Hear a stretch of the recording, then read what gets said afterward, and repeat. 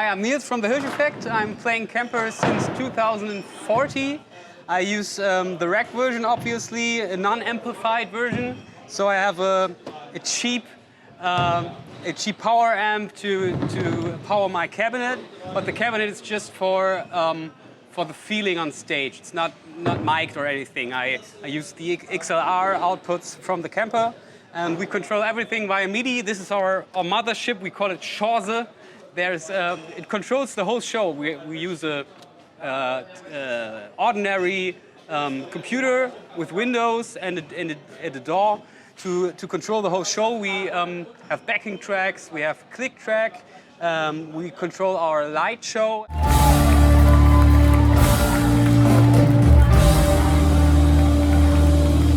And we control the Kemper via MIDI. We have a patch for every song.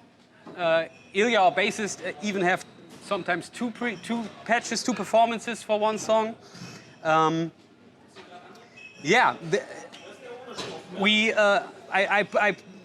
program many things. I even go so deep that I use sysax controls to, for example, the pick function in some chugga parts, just for one moment, just for the blink of an eye, the pick control goes up. That's controlled by a sysax, and after that it goes down, like daga daga daga, and after that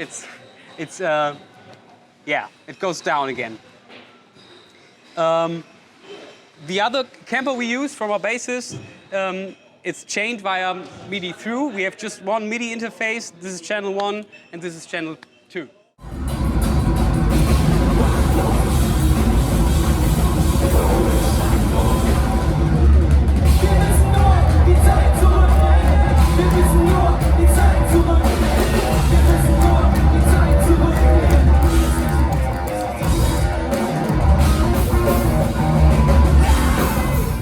Hi, this is Ilya from the Hirsch Effect.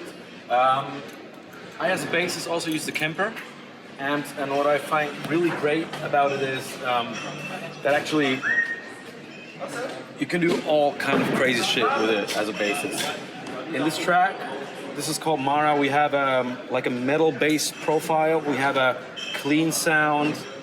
We have actually like a dead spot where everything is muted, so that when I'm not playing outside, anything coming from the bass or the profile is just on mute, so I won't have any extra noises outside. So that's actually a pretty cool function if you want to just have a muted part. As well, I have here a synthesizer, kind of built sound, which is also just a profile I found on the Kemper community, like on a platform in the internet where you can just download stuff and like it's basically freeware and you can just use it. And I have a clean vintage sort of sound. So I cannot even say what kind of profiles these really are. They're probably like an Ampeg kind of profile, which I just like to use. Many of them are distorted. Actually, this profile, which I have called Ilya's Metal Bass, is a modified profile by Willy Dammeier, which came out in the Kemper pack like years ago. And we just modified it a little bit, put a little bit more gain into it, did a little bit EQing here and there, and it worked like super as a sound with my bass. So I immediately fell in love with the sound. It worked fine for my bass. And in this track, I also like to put on some effects like the delay and the reverb, which we use. And actually, the great thing about Kemper is that you can control it with MIDI. So it means you can like even change the parameters of these effects via MIDI. You could have it totally on like dead and then just like push it into the mix all the time, all via MIDI, and that's what we also like to do sometimes. So we switch off effects, and I have no like pedal board stoppers anymore. I just use the MIDI control for outplaying.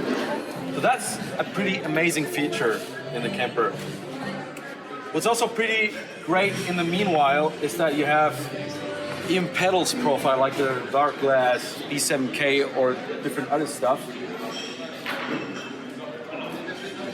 that I then just like skip through. Most of it just stuff that I've actually discovered on the free platform, on the Kemper community. Other stuff that I've just bought. And I'm pretty sure you'll just skip through these sounds and find something that will suit for your bass sound. So that's a really amazing thing. It works for me super fine. And this thing here I actually only use live on stage for the amplification on the box, but there's also a version of this here where you wouldn't even need this amp. So I guess I have to get it soon. Another cool thing is, if you're a band that's driving a crazy light show and you want everything else to be black on the stage, this function is pretty amazing. So you can like control all the buttons light-wise and make everything. Just a second.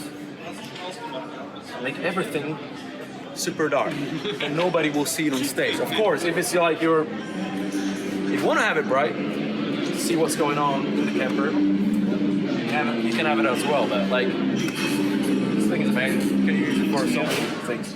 I really dig it. I like it.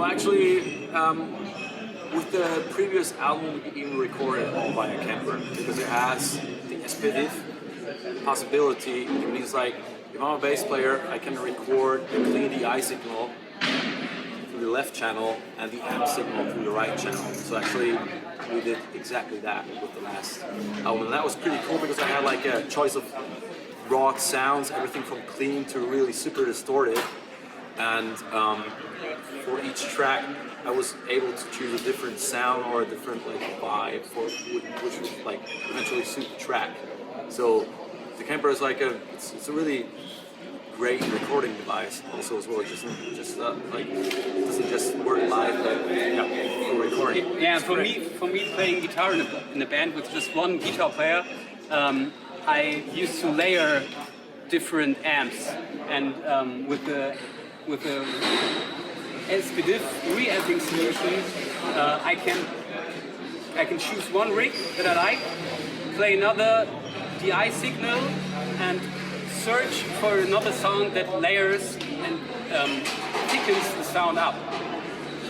And don't have to mess up with the gain because the DI signal is already digital and don't have to be analog guys. Yeah, exactly. What's also really great about the Kemper is that I like the effects a lot. Like you have reverb and delay sounds that it sounds different to plugins and it sounds different to pedal boards and stuff like that. So actually you can find like a nuance in your sound if you go with these effects that differ from the stuff that is pedal boards. I mean, it's pedal boards are great and you have great plugins in as well, but it's like just another great color palette that you have access to. So that's, yeah, I think we both like what he says. Exactly. Use that stuff quite much. Great.